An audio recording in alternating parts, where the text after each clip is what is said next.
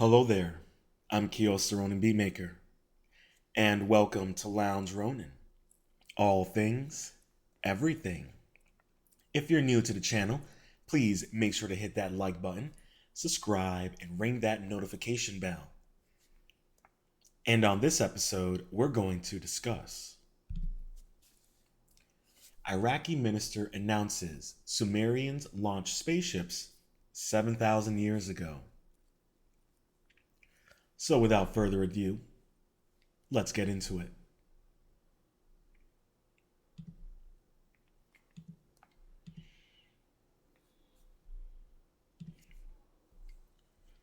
This article was updated October 4th, 2016 by April Holloway. Iraqi transport minister announces that Sumerians launched spaceships 7,000 years ago.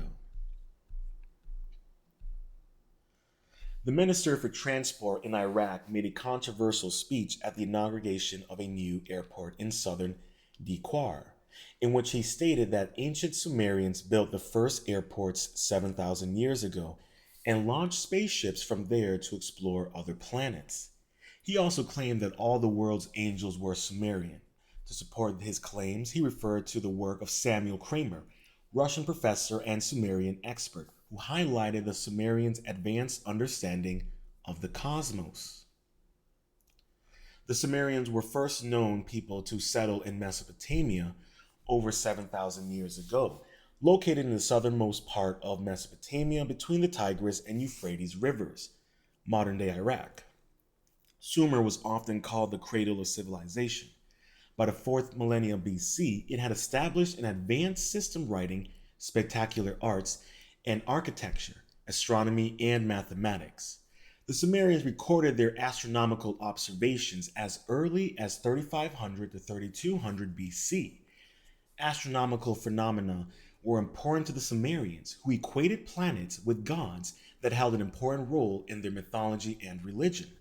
Jupiter, for example, was associated with their main god, Marduk, patron deity of the city of Babylon.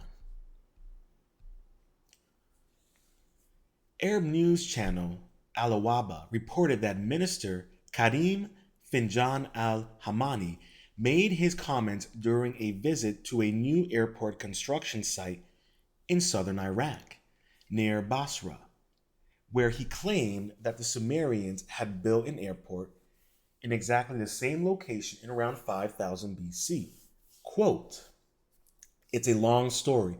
Maybe you don't know about it. Maybe even people from Daiquar don't know.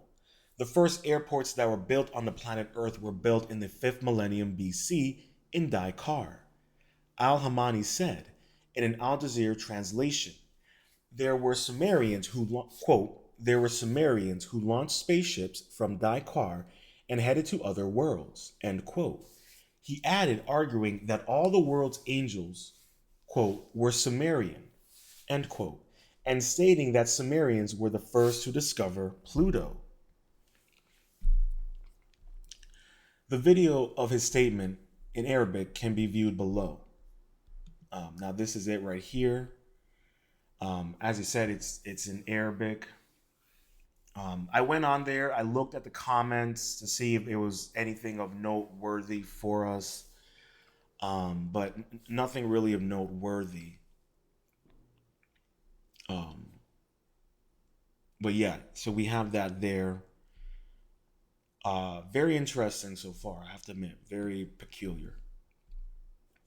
While no one in the audience questioned the minister, listeners were quick to jump to social media to rubbish his claims. The Middle East Monitor shared comments from internet users who criticized the incompetence of the government. Quote, "Iraqi transport minister hallucinations about spaceships in Asari proves that the Al-Abadi government is full of fools, hashish addicts, and the most worthless of humanity," end quote, said Dawood al-Basri. Well, that's a bit excessive, if you ask me.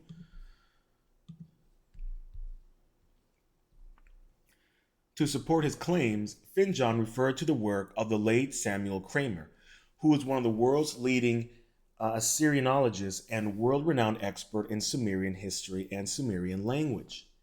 In his book, History Began at Sumer, Kramer argues that the Sumerians had the first achievements in all the major fields of human endeavor, including government and politics, education and literature, philosophy and ethics, law and justice, agriculture and medicine. However, critics of the transport minister's speech say that Kramer never mentioned ancient airports or spaceships.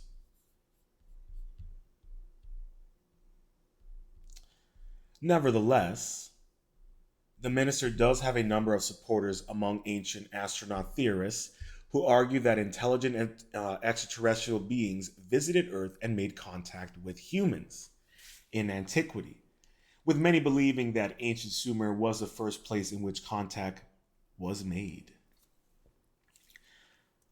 And here we have the cylinder. Ancient astronomer proponents suggest that aliens came to Earth long ago, citing such evidence as his ancient Mesopotamian cylinder seal as proof of advanced technological influences.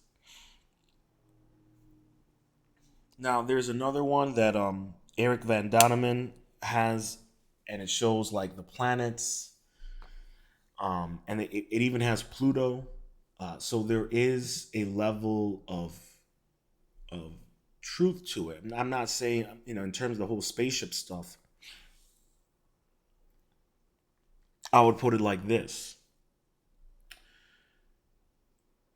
If you knew the amount of flying crafts that were prevalent in the early 1800s, late early 1900s, you would lose your mind.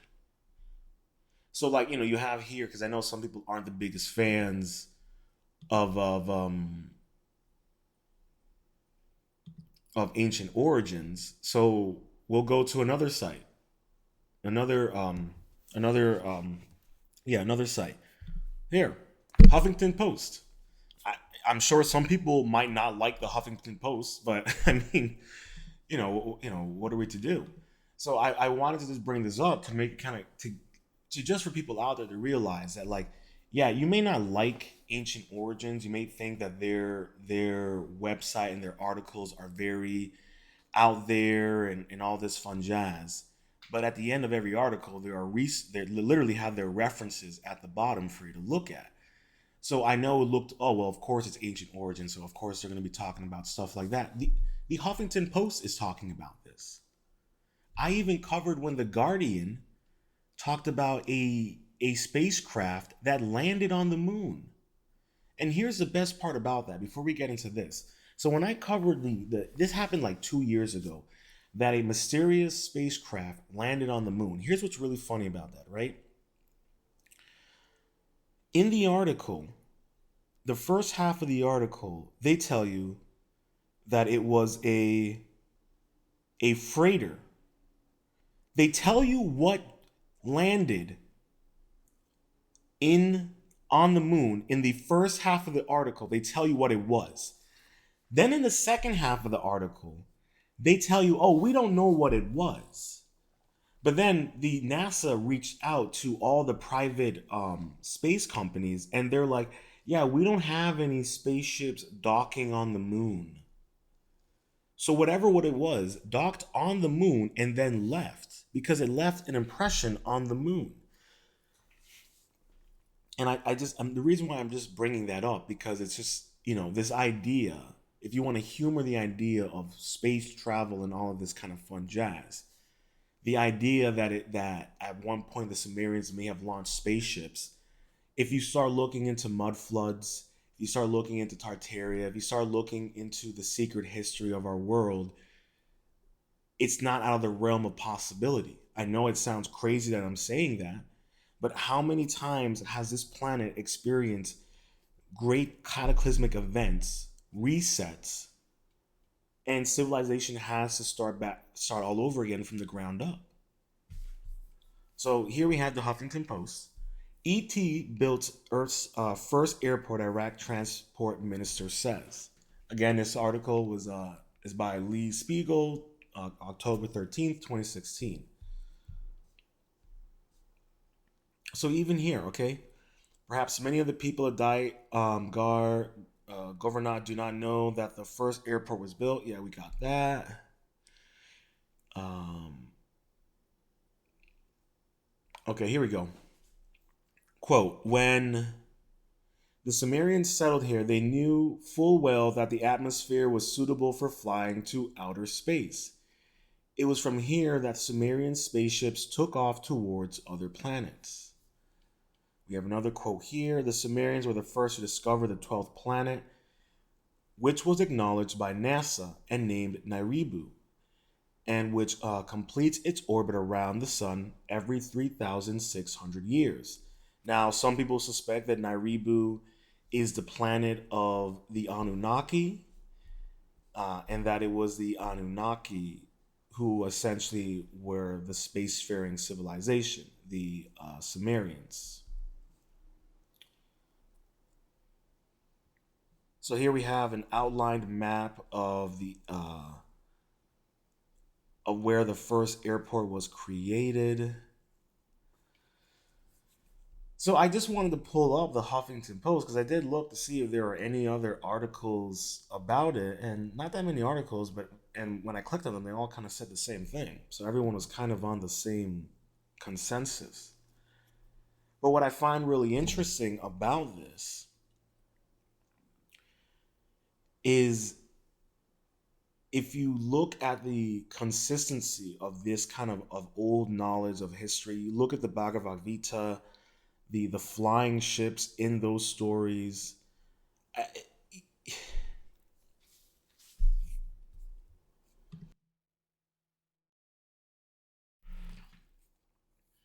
You know, and even in the Bhagavad Gita, they talk about nuclear weapons, radiation poisoning. They're describing radiation poisoning and the effects of it on people.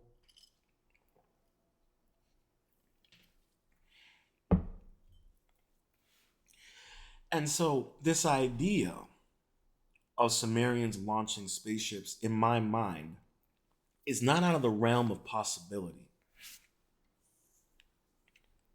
And the reason why I say that is because we really don't know that much about the true history, because history has been so heavily edited and modified and redacted that when you do your research into the world fairs, when you do research into old, you know, articles of the 1900s talking about, you know, computers and automatons and all this wild and fantastical technology, and then all of a sudden it's all gone, you have to start asking yourself these questions. Why is it that that there is a floating bridge uh, in the Indian Ocean that's made out of rocks, and it's based off of an epic tale in the Bhagavad Gita, I believe. They thought it was fake. They thought it was not real, and then they found the floating rocks, and they're like, "How did they do this? How did they build a road with floating rocks?" There is so much in terms of lost technology we do not know or comprehend. And you can go as far as say maybe they weren't spaceships, maybe they were stargates. Who knows? And even whether you believe Bob Lazar or not, Bob Lazar claimed that one of the spacecrafts that they found was in a archaeological site. Now, it's not out of the realm of possibility to think that maybe these spacecrafts didn't come from another planet. They were on here. A perfect example is the movie Atlantis by Disney, personal favorite of mine. But you literally have the city of Atlantis, and they had flying ships that look like animals that use crystal technology. You know, sometimes they're it's right there in front of you. They're kind of telling you the truth. So the we still don't even know how the pyramids were built. The oldest pyramid in the world so far right now is in Indonesia, and it was built before the last ice age. So my question to you would be, what the hell was going on in the before the last ice age? What was going on? What were they doing? Think about that. You have to think about what was going on in the pre-Diluvian era of this planet. What type of civilizations were interacting with one another? What type of technologies did they have? But see, that's something that people are not going to have those kind of conversations. They're not going to push the envelope in terms of asking what was going on during pre-Diluvian times. Why do we have so many stories of fantastical civilizations during the pre-Diluvian era?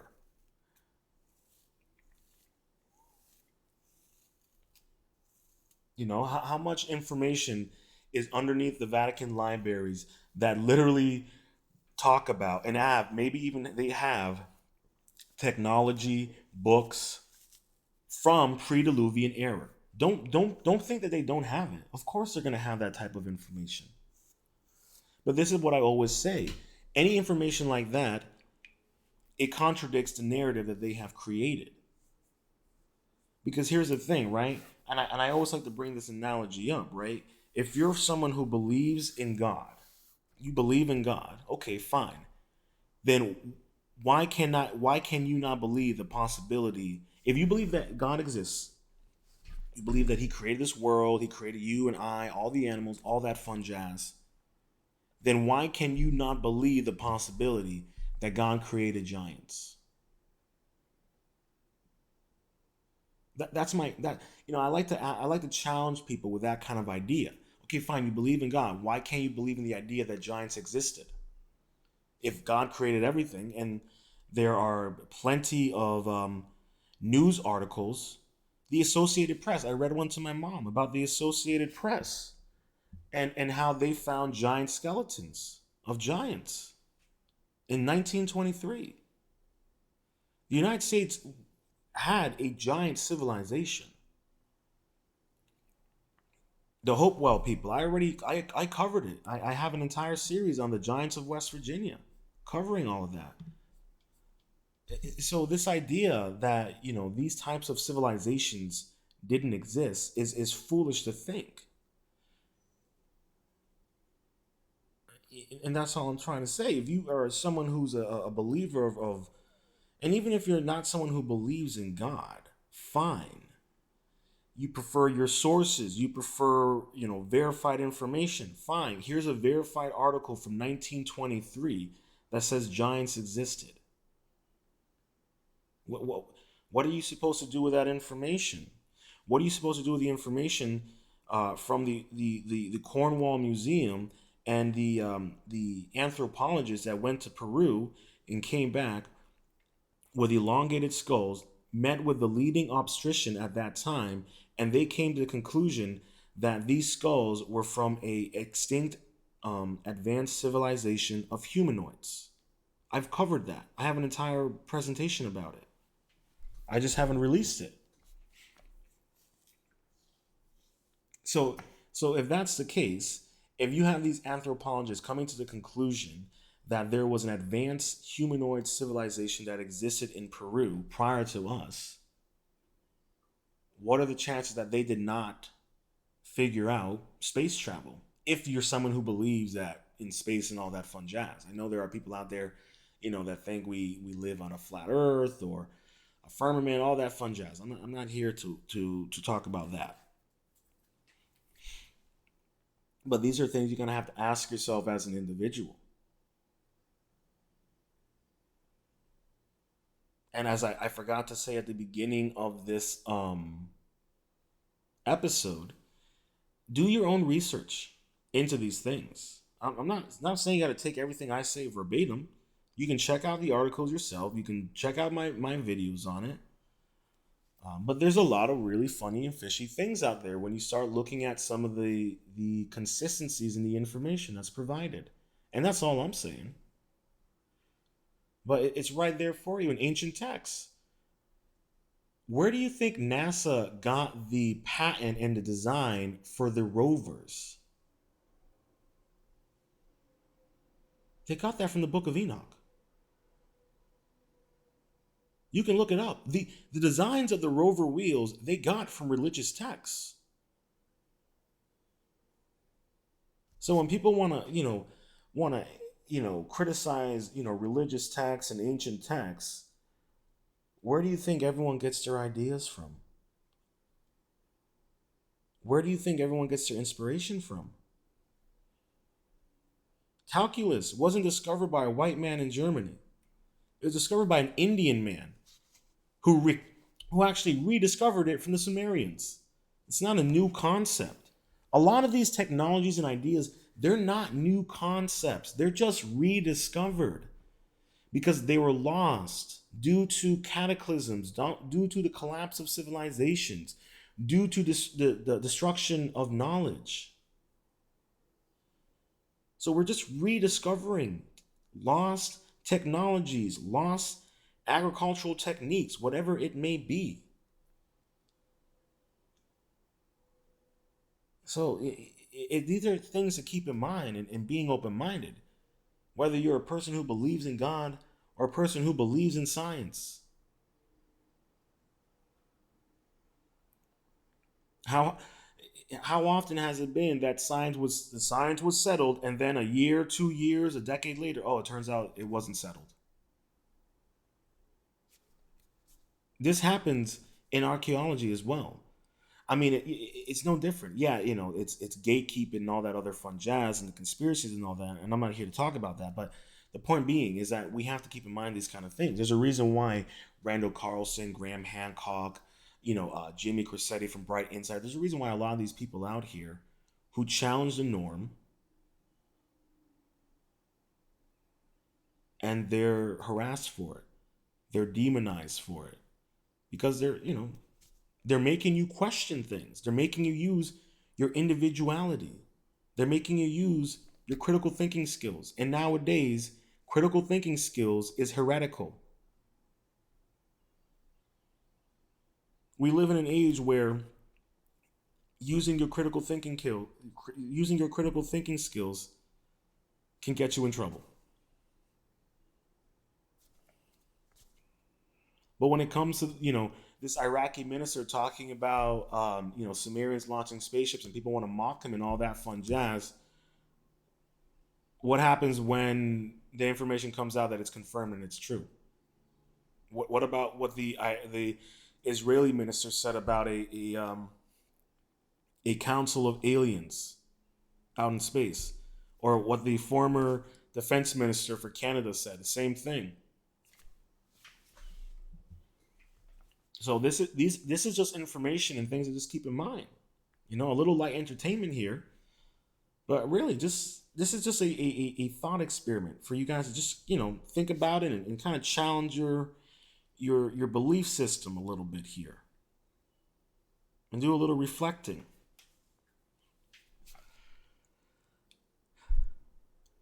Because in the end, everything here and what I've been talking about is just to help you guys be a better version of yourself, and to have some fun, and to learn some entertaining information, some fascinating information. But needless to say, in the end, I really implore everyone, go out there, do your own research into these things. Don't be afraid to ask questions. Don't be afraid to challenge your foundational belief system. I hope you enjoyed this episode of Lounge Ronin. All things, everything. If you've made it this far, please make sure to hit that like button, subscribe, and ring that notification bell.